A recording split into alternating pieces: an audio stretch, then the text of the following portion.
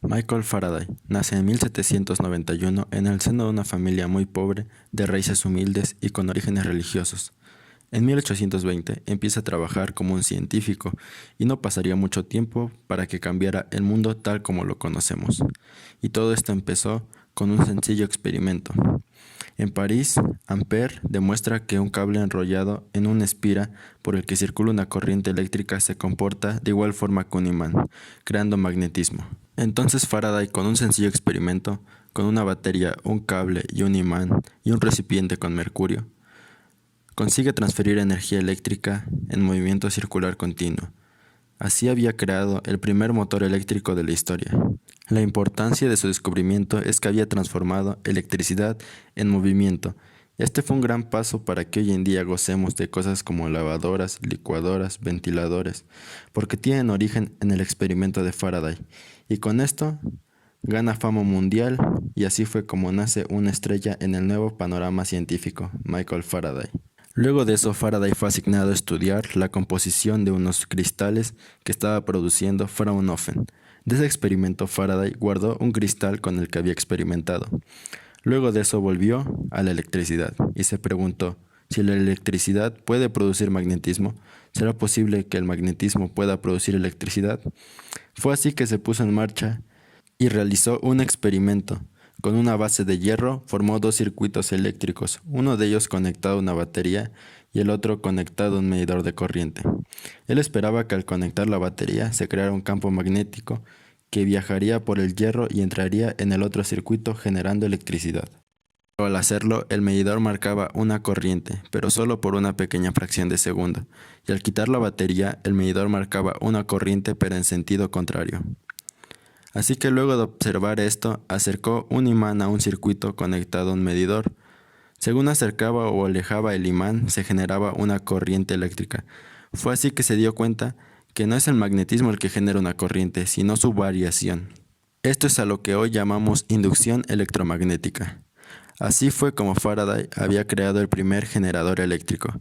Además, también descubrió las líneas del campo eléctrico y se dispuso a hacer otro experimento. Con un imán cerca de un cuerpo, él dejaría pasar un rayo de luz a través de ese cuerpo y lo observaría a través de él. El objetivo era detectar un cambio en la luz debido al campo magnético del imán. Lo intentó con varias cosas.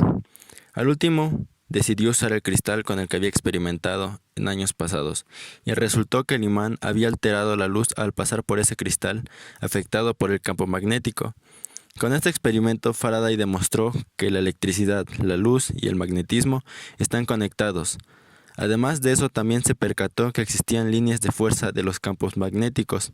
Pero como él no poseía conocimientos matemáticos y por miedo, se guardó estos conocimientos hasta que un día por un inconveniente tuvo que dar una conferencia en la Royal Institution, y como no estaba preparado tuvo que hablar sobre las líneas de fuerzas. Además de eso, se atrevió a sugerir que la propiedad de la gravedad se transmitía como líneas de fuerza, como ondas. Esto es a lo que hoy llamamos ondas gravitacionales. Sus ideas las publicó en un artículo histórico llamado Pensamientos sobre vibraciones de rayos. Pero sus ideas no trascendieron en su época, hasta la llegada de otro gran genio, Maxwell, que con estas ideas formaría las leyes de Maxwell. Aunque Faraday tuvo otros grandes éxitos como las leyes de la electrólisis, los estudios sobre diferentes sustancias magnéticas, el diamagnetismo y el paramagnetismo, la capacidad inductiva, el transformador, la jaula de Faraday, con esto acabo con Michael Faraday para seguir con James Clerk Maxwell. En 1864, Maxwell publica una de las obras maestras de la ciencia, una teoría dinámica del campo electromagnético, un artículo que es la base del electromagnetismo, además de que también de la relatividad y teorías modernas de campos, el modelo estándar y la teoría de las cuerdas. Es difícil ponderar el alcance de este fabuloso trabajo, con 4 sencillas ecuaciones que describen cualquier fenómeno electromagnético. Entender las leyes de Maxwell es más que entender estas 4 ecuaciones, y hoy te prometo que por fin la entenderás. La electricidad se debe a partículas con carga positiva y negativa. Las de igual carga se repelen y las de diferentes cargas se atraen.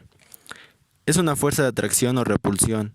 Es una fuerza que crece con la carga de las partículas y disminuye con el cuadrado de la distancia. Y el magnetismo surge de imanes que hoy sabemos tienen 2 polos, positivo y negativo. Enfrentando un imán a otro surge una fuerza. Los polos similares se repelen y los opuestos se atraen.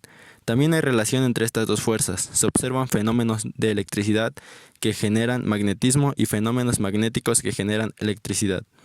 Todo esto ya se conocía en esa época, así que Maxwell ya contaba con un puñado de leyes con las cuales conseguir su objetivo, una teoría completa que describiría la electricidad y el magnetismo. Maxwell se inspiró en Michael Faraday. Él creía que existía algo no físico que estaba actuando entre dos cargas. Él habló de líneas de fuerza, que las vemos en el experimento de limaduras de hierro. De una carga salen líneas de fuerza radialmente que posteriormente dan lugar a una fuerza. Maxwell construye el concepto de campo, una magnitud que puede tomar un valor en el espacio en ausencia de cuerpos. Los campos se propagan de la fuente al entorno. Si llega una partícula, es el campo el que actúa sobre ella y no la fuente del campo.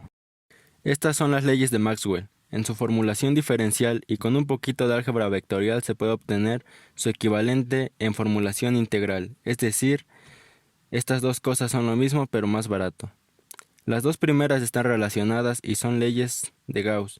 Ambas nos hablan de las fuentes del campo.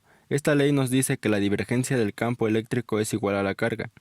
Divergencia es un concepto matemático que proviene del álgebra vectorial. La fórmula nos dice que la fuente de las líneas de fuerza son las cargas. En su formulación integral dice el flujo del campo es producido por las cargas, es decir, si tengo una carga, irradiará líneas de fuerza. Si la contengo en una superficie, la suma de las líneas de fuerza que atraviesan una superficie es igual a la carga dentro de ella. Para el campo magnético la divergencia es cero. O sea que toda línea de fuerza vuelve y se cierra.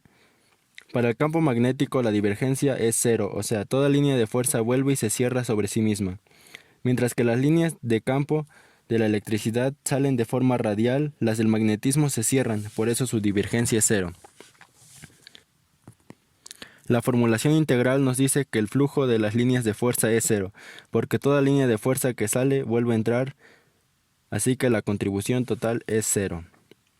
La ley de Ampère dice que una corriente por un alambre genera un campo magnético circular.